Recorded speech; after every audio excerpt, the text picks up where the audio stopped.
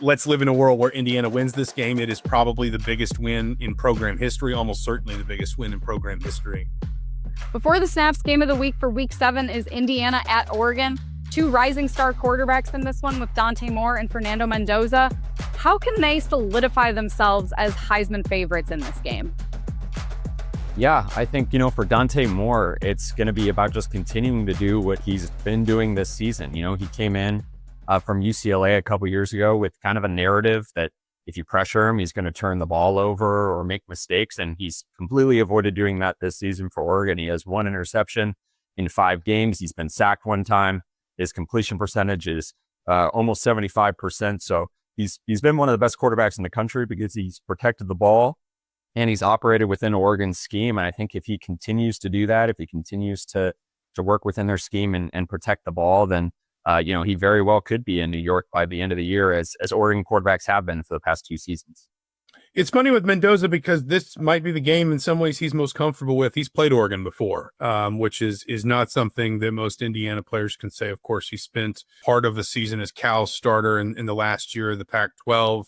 That doesn't necessarily mean he's had success against Oregon, at least the level that he's going to hope for this weekend. But I think he's answered so far a lot of the questions we had about coming over from Cal. Could he maybe go through 3 and 4 read progressions, when he had more time behind a better offensive line? Could he trust his offensive line? Could he trust his protection? Could he build that chemistry with obviously a very talented wide receiver group at Indiana? I think even the Iowa game, when he was a little bit quieter, 233 yards, 2 touchdowns, and his first interception of the season, I think even that was important for him because that was really the first time all season he saw consistent pressure, had to play through it, had to deliver through it, and obviously he did. I think from Indiana's perspective, this weekend is important for Fernando Mendoza because ultimately it's a test of how much Indiana has improved its offensive line plus pass game, which was what really could not get going consistently in those 2 losses last year, the Ohio State game and the Notre Dame game, where, Curt Cignetti kind of tried to deflect this, but realistically they were lost at the line of scrimmage, and then the inability to get the quarterback in rhythm because Indiana was struggling at the line of scrimmage. If Indiana can win that battle or at least hold its own up front and then get Fernando Mendoza comfortable, I think what we've seen from Mendoza this year tells us he can be successful. Curt Cignetti is in his 2nd year at Indiana. The Hoosiers are undefeated. Zach, how much does Cignetti need a statement win like this one over Oregon in his 2nd season with the Hoosiers? It's funny because I think this is probably the first time in a meaningful game in his tenure that the pressure hasn't really been on Indiana. Even that Ohio State game a season ago, really, I would argue more the pressure was on IU in that game because of the perception of their schedule, their playoff resume, the perceived need to go to Columbus and kind of prove themselves against an elite opponent because of just how bad their schedule had been. I think Indiana, number one, is just generally getting more credit for last season because of the way it has carried over that success into this season. Number 2, obviously, Indiana does have some nice wins. They played a pretty poor non-conference schedule, but a 53-point win at home against an Illinois team that turned around and beat USC is going to stand up. And Iowa in just about any year in the Big Ten is going to be a win of at least a certain quality. And so Indiana's not going to want to go to Eugene and get blown out, obviously. But I think that this is a very low pressure game, at least between 2 playoff teams, playoff contending teams for Indiana. A win is obviously tremendously valuable. It's a statement. It opens the road to Indianapolis. Let's live in a world where Indiana wins this game. It is probably the biggest win in program history, almost certainly the biggest win in program history. But a loss doesn't really hurt Indiana, at least in isolation this year. It doesn't hurt the playoff resume very much. It doesn't hurt sort of the general trajectory of the program across these first 2 seasons under Curt Cignetti. And so it's interesting how Indiana handles almost kind of going into obviously a difficult environment against a difficult opponent, but for the first time, maybe in Cignetti's tenure, not feeling overly pressured to deliver a specific kind of result. Alec, what's Oregon's strongest tool against this very balanced Indiana team?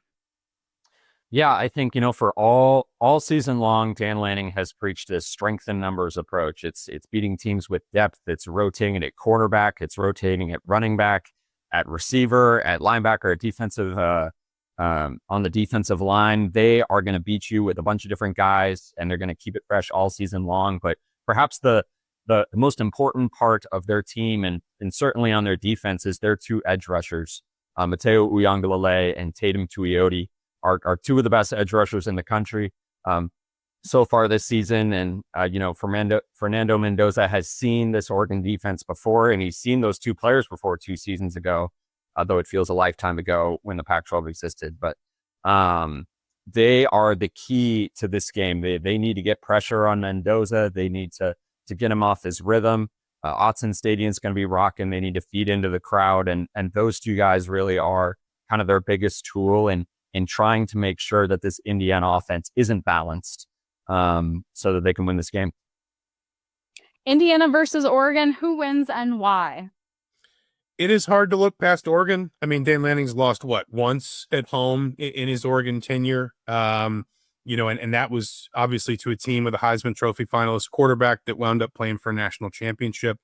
I've seen many an Indiana game when Indiana probably wasn't as equipped as it is right now. I do think this team is probably, better sort of fortified for this kind of test than it was maybe even a year ago.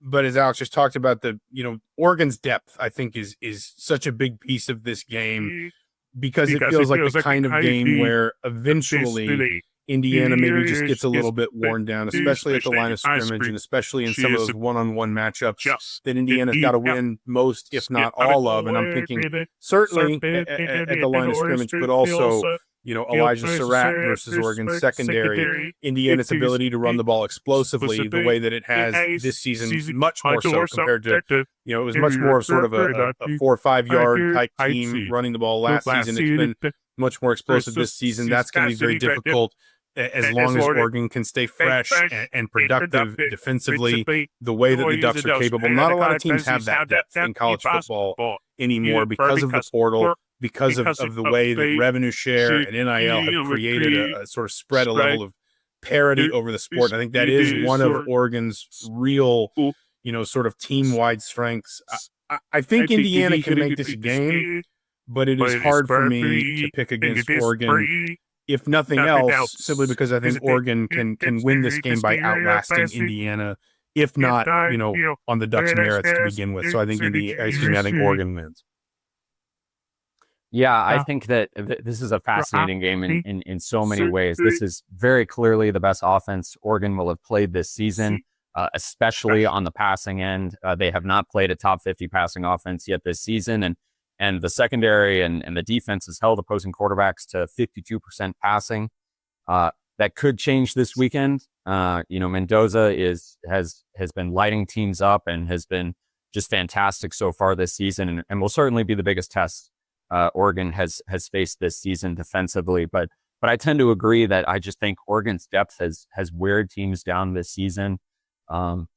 They have the Autzen crowd behind them last time. I think they're really riding the high they had. I know Penn State win looks a little bit different 2 weeks later, but going into Happy Valley and going anywhere and winning in front of 111,000, people clad in white is really a huge momentum boost for a young team, that was kind of unproven heading into this year. Everyone was saying, Dante Moore maybe wasn't the best at UCLA and he's been producing this season, and maybe they don't have a true number one running back and they have one of the top rushing offenses in the country. They are riding the high of that momentum. I think they're going to play in front of a insane Autzen crowd that might be worth a touchdown, if not more, in this game, just on noise level alone. So I think Oregon's going to win. And I see a path to victory for Indiana, just given that Oregon hasn't played a passing offense and an offense like this season. And we have to see what they look like, especially Oregon starting a true freshman in the back end, a couple redshirt freshmen, and then, Purdue transfer Dylan Thieneman, who's seen it all before.